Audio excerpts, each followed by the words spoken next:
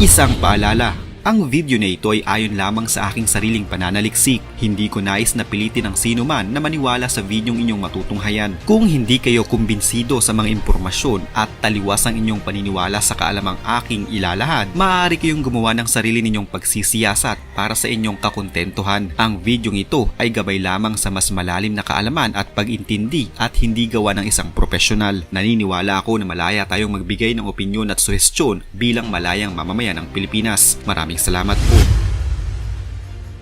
Sa mga nakalipas na buwan, umabot na sa kulang 100 katao ang namatay sa China, bunsod pa din ng masamang kalagayan ng panahon. Dahil sa walang tigil na malakas na pagulan, ang tubig sa mga lawa at ilog ay umapaw na. Kahit ang mga dam na inaasahang pipigil sa tubig ulan ay hindi na din kinaya ang sobrang dami ng tubig.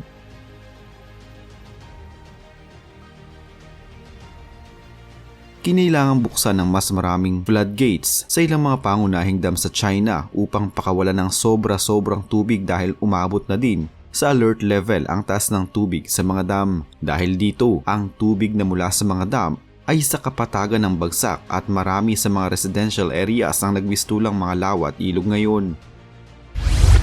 Ilan din sa mga pangunahing mga kalsada at istasyon ng train ang pansamantalang isinara dahil sa mga nasirang bahagi nito, kaya naman naging malaking sagabal ito para sa mga rescue personnel, bukod pa riyan ng kabi-kabilang mga landslide at mudslide.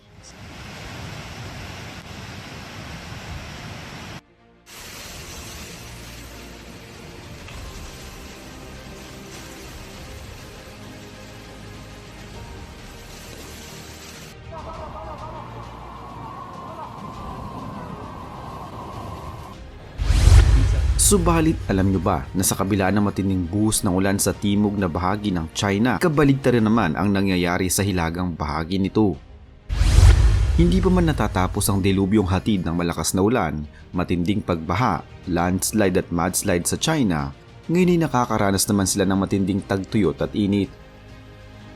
Kung sa timog na bahagi nito ay nakakaranas sa mga mamamayan ng nakamamatay na sobrang tubig dahil sa lagay ng masamang panahon, sa hilagang bahagi naman ng bansa ay kulang ang mga mamamayan ng tubig at halos nag-aapoy sa sobrang init ang panahon.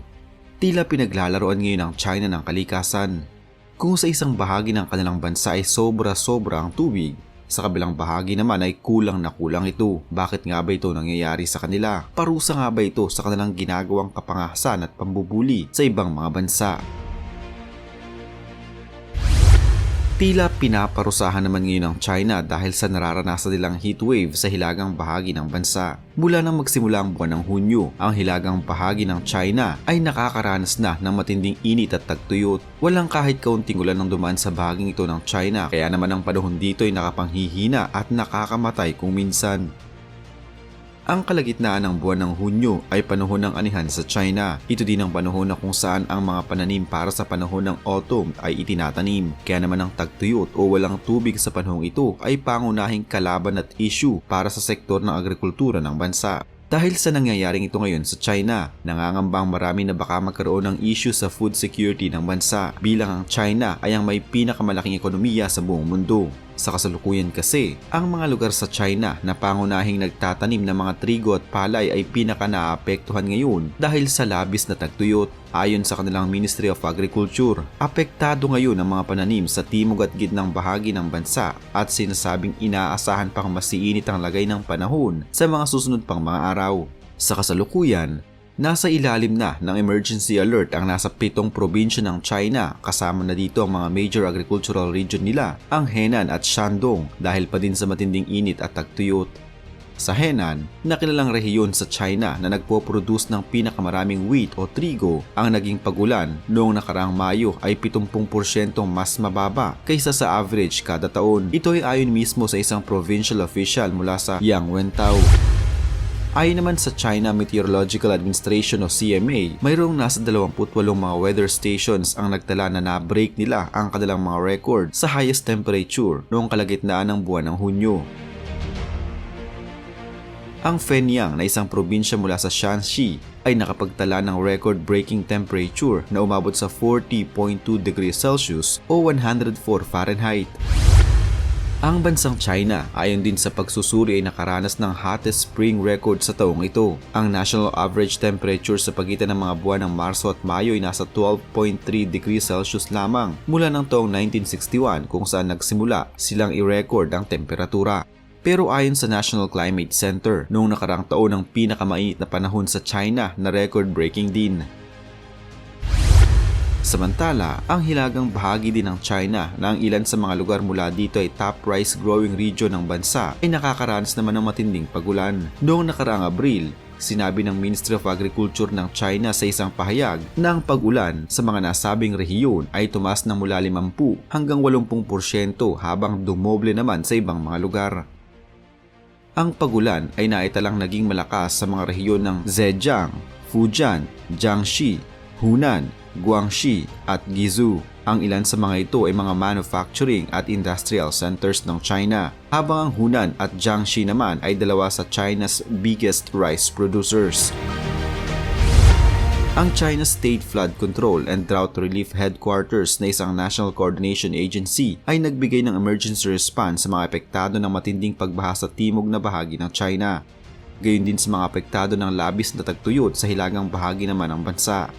Patuloy pa din ang ginagawang pagsalba sa mga pananim na maaari pang iligtas sa hilagang bahagi ng China.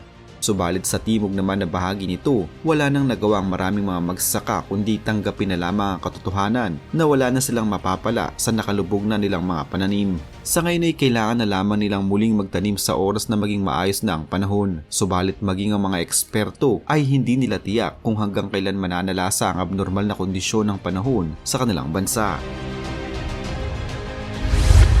Marami ang nagsasabi na tama lamang umano ang nangyayaring ito sa China. Karma umano nila ito mula sa kanilang ginagawang mga kapangahasan sa mga maliliit na bansa gaya na lamang ng Pilipinas. Ito umano ay parusa ng kalikasan sa bansang ito dahil sa pagiging sakim at bully nito. Subalit hindi na lamang sa China nangyayari ang ganitong mga klaseng pangyayari. Kahit sa Pilipinas ay nangyari at mangyayari din ito na normal lamang dahil sa pagbabago ng panahon. Hindi ito karma ng China kundi natural na epekto ng pang-aabuso, hindi na lamang ng bansang China kundi ng iba pang mga bansa sa ating inang kalikasan maging ng Pilipinas. Ito ay mga natural calamities na bunga ng global warming at climate change. Ang climate change ay ang pagbabago ng klima o panahon dahil sa pagtaas ng mga greenhouse gases na nagpapainit sa mundo. Nagdudulot ito ng mga sakuna, kagaya na lamang ng heatwave, baha, tagtuyot na maaaring magdulot ng pagkakasakit o pagkamatay. Kapag tumaas ang temperatura ng mundo, dadami ang mga sakit kagaya ng dengue, diarrhea, malnutrisyon at iba pa. Ayon sa pag-aaral, ang dalawang nagiging sanhi ng climate change ay ang mga sumusunod. Una ay ang natural na pagbabago ng klima ng buong mundo nitong mga nagdaang matagal na panahon. Ito ay sama-samang epekto ng enerhiya mula sa araw, sa pag-ikot ng mundo at sa init na nagmumula sa ilalim ng lupa na nagpapatas ng temperatura o init sa hangin na bumabalot sa mundo. Pangalawa naman ay ang mga gawain ng tao na nagbubunga ng pagdami o pagtaas ng carbon dioxide at iba pang greenhouse gases. Ang greenhouse gases ang nagkukulong ng init sa mundo, ang pagbuga ng carbon dioxide ng mga sakyang gumagamit ng gasolina, ang pagputol ng mga puno na siya sanang mag-aalis ng carbon dioxide sa hangin, at pagkabulok ng mga bagay na organic na nagbubunga ng methane ay ilan lamang sa mga dahilan ng climate change. Ang mga halimbawa ng epekto nito ay mga pagbaha, tag-init na pinagmumulan ng sakit katulad ng leptospirosis, sakit mula sa lamok, malaria at dengue na galing sa mga insekto tulad ng lamok. Ang mga usok na galing sa sasakyan ay sanhi ng polusyon sa hangin na nagiging sanhi rin ng climate change. Ang pagpuputol rin ng puno na sumisipsip ng carbon dioxide ang isa rin sa mga dahilan ng climate change. Wala din namang dapat sisihin sa mga nangyayaring ito ngayon sa ating mundo kundi tayong mga nakatira dito. Kaya naman dapat ay alagaan natin ito at huwag abusuhin dahil baka sa susunod na mas magalit ang kalikasan, burahin na niya ang lipi ng mga tao sa mundo at wala siyang ititirang buhay kahit saang panig man ng ating mundo.